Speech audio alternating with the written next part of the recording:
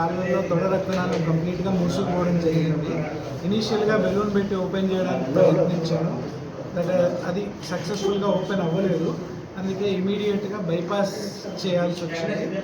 Bypass అంటే మనకి రెండు రకాలుగా ఉంటుంది. ఒకటి తన రక్తనాళం తీసి తనకే వేయడము, కానీ ఆ తీసిన రక్తనాళం జాగలో మళ్ళీ పుండు మానకపోతే ఇబ్బంది అవుతుంది. ప్లస్ పెద్ద వయసు కాబట్టి ఆర్టిఫిషియల్ ట్యూబ్ తీసుకొని తొడ దగ్గర ఒక 2 ఇంచులు, మోకాల దగ్గర ఒక 2 ఇంచులు చిన్నగా కట్ చేసి లోపల నుండి ఆ ఆర్టిఫిషియల్ ట్యూబ్ పాస్ చేసి ఆ బ్లాకేజ్ ఏదైతే ఉందో ఇక్కడ నుండి ఆ బ్లాకేజ్ ముందు నుండి కింద వరకు రక్త సరఫరాని బైపాస్ చేయడం జరిగింది.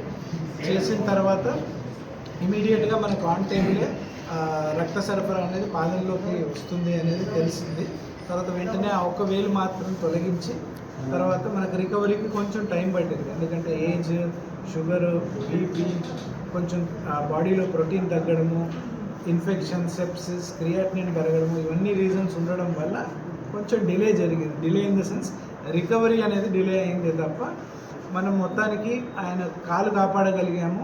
వితిన్ 1 month లోపు ఆయన లేచి నడిచేలాగా చేయగలిగాము.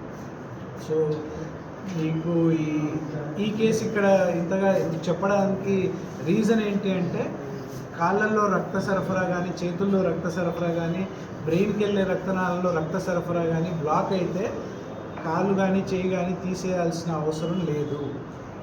ఆన్ టైం వచ్చేస్తే కాళ్ళు కాపాడగలుగుతాము, చేయి కాపాడగలుగుతాము. కొందరికి అప్పుడప్పుడు మనం చూస్తుంటాం బ్లాక్అవుట్ అవుతూ ఉంటాయి. అంటే ఒక 2 సెకండ్లలో ఏమవుతుందో ఏం కనబడకుండా ఉంటుంది. సో అది కూడా ఒక సైన్ అనమాట. అంటే బ్రెయిన్కి వెళ్ళే రక్తనాళాల్లో అక్కడక్కడ బ్లాక్స్ ఉన్నాయని తెలుస్తుంది.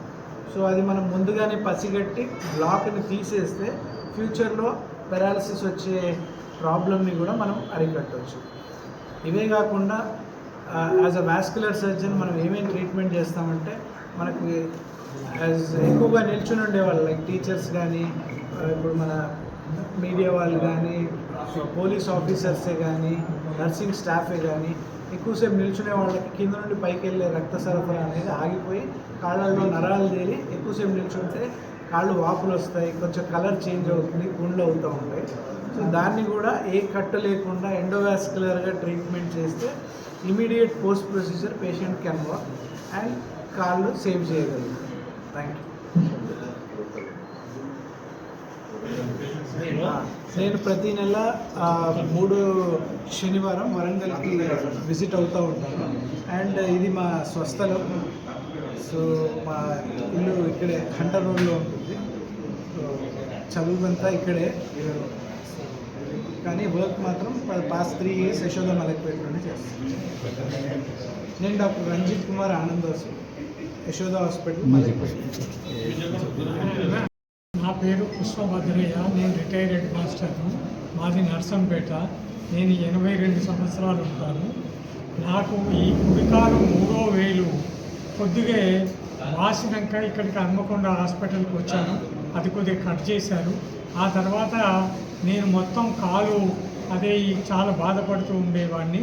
అప్పుడు హైదరాబాద్ వెళ్ళండి, ఇక్కడ మీకు రక్త సరఫరా కావడం లేదు, ఆ నరం ఏదైతే ఉందో అది పనిచేయడం లేదంటే నేను యశోద హాస్పిటల్కి వెళ్ళాను మలక్పేటలో. అక్కడ రంజిత్ సారు నాకు డాక్టర్గా పనిచేశారు. దాన్ని ఆపరేషన్ చేసి తర్వాత రక్తనాళాన్ని ఇక్కడికి సరఫరా రక్తం అయ్యేటట్టుగా చేసి నాకు అది చేశారు. దాంతో నేను ఇప్పుడు కాలు బాగానే నడుస్తున్నాను. అయితే కొద్దిగా ఇబ్బంది ఉంది, కానీ అప్పటికి ఉండేటువంటి ఇబ్బంది లేదు. ఒకవేళ అట్లనే నేను లేట్ చేస్తే నా మోకాల వరకు ఇక్కడికి కాలు తీసేసేటువంటి ఒక పరిస్థితి ఉండే. అది తప్పించిండ్రు, నాకు చాలా మేలు చేశారు. వారిని నేను ఎప్పుడు కూడా మర్చిపోను.